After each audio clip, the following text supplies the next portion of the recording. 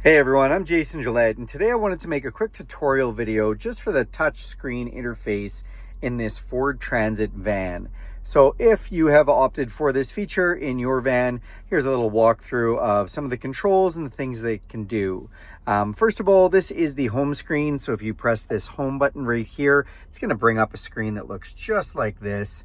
And basically, it just gives you an overview of the factory navigation, what's playing on the radios, and if you have a phone connected, it'll show up right here. Then we have some settings, some features, some apps. It's going to show us what the outside temperature is, if the Wi-Fi is connected and what the signal strength is like. And then basically as it communicates information, you'll see that light up. It also has the clock here. Down below, we do have heated seat control right here, which you can slide up or down to turn on or off. You can also just press this button and it'll go through 3 different levels. We have our interior temperature, which we can change up and down with this, or press the plus and minus here. This is our air refresh button. So whether we have air just refreshing from the outside or just recirculating through the cabin. The auto button down here giving us climate control, 3 different levels of fan speed with low, medium, and high. Max defrost button, which will put all the venting at maximum heat up to the windshield. And then you do have this control for the venting. So we can do defrost, we can do face, we can do feet, and we can do all 3 at once. And it just shows this little animation of how that's happening. And then we can turn that off if we want. You can also hit the max AC button in this menu, and it will put it as cold as it can with as much air fan speed as possible, trying to cool down the cabin quickly. We can press this button, which will heat up the back windows and clear that off. And then we have the air conditioning button, whether we want to just turn the AC on or off. Fan speed here, which we can press these plus or minus, or we can just drag our finger up and down to adjust that. And then the passenger heated seat as well, doing the same things that the driver one can do. All right, let's go into a few things here. So the vehicle does have a factory enabled navigation system, and you can see it's titled "We're in Grand Prairie" right now. As you change places, that will update. Also shows me I'm pushing south, pointing south. If we press this button, it'll expand the view of this map all over. This is a connected navigation service with Ford. So if you enable your FordPass app and sync it with the vehicle, you'll be able to enable all the destinations and everything with Ford. It does have real-time traffic updates and weather, so those are all kind of handy. You can also press this button here and you can then go into some menus for map orientation, traffic, route, weather, different things. But you do have to enable that on the FordPass app before those features will be enabled in the vehicle. Back to the home screen. So this is our radio, and basically this gives you all the inputs for whatever type of radio you're using. As you can see, this does have SiriusXM satellite radio, and we can do a lot of things from our radio. We can browse channels, we can go into the sound and adjust our tone settings, balance and fade, the compensation for the volume as you get faster and louder with the engine if the stereo gets louder. And then we can go occupancy, so whether we just have it for the driver or for all the seats. As we go back out of here, if we press sources, we can do AM, FM, or Bluetooth streaming. Or if you've connected your smartphone to this, you will also be able to have Apple CarPlay or Android Auto. You see the navigation keeps trying to load, but because I haven't enabled the navigation up there, it's not loading for us. So I'll just pull that screen off so it doesn't drive everybody in the video nuts. Back to the satellite radio, I just want to talk to you about this for a moment. So again, we've got our sound settings here. We can browse different channels. You can go into all kinds of functions with the satellite radio. It works pretty awesome. It'll show you related content to what you're listening to.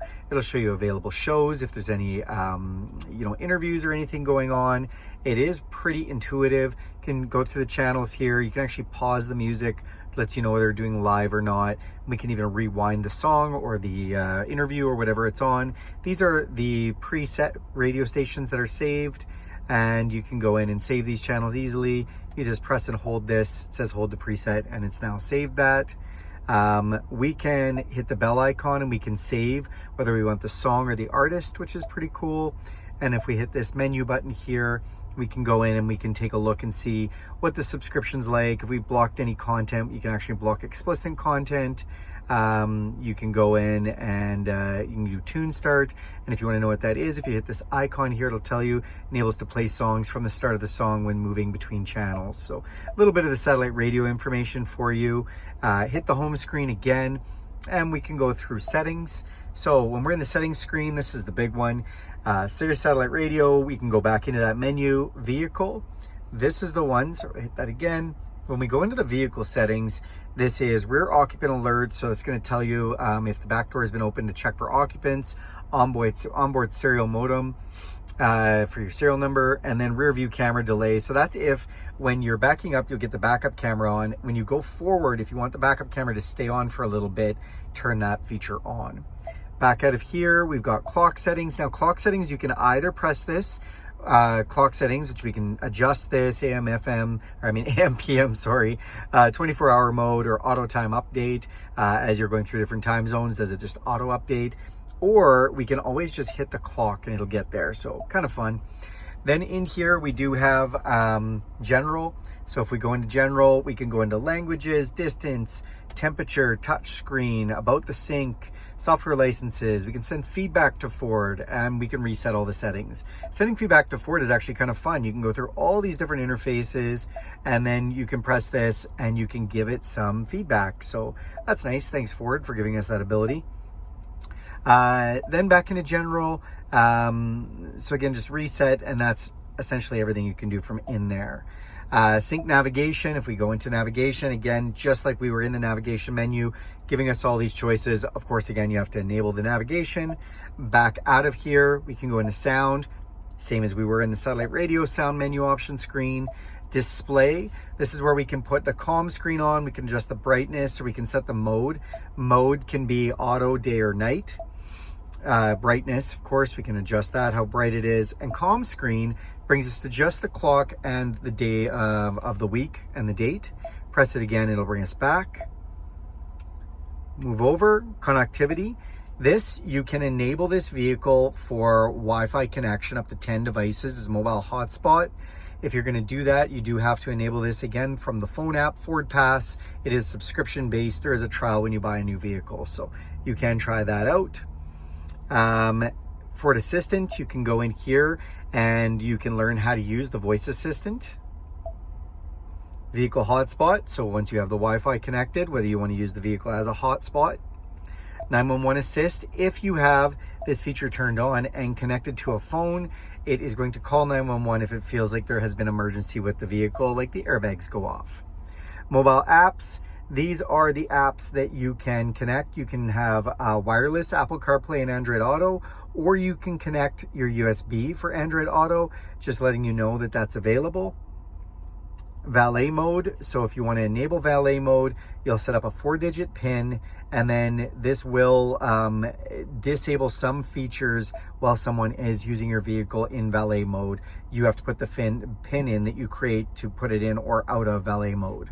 Software updates, so there are updates from time to time. These updates can be set to be automatic or on a recurring schedule. You can see update details, and the updates are usually done through the FordPass app on your phone.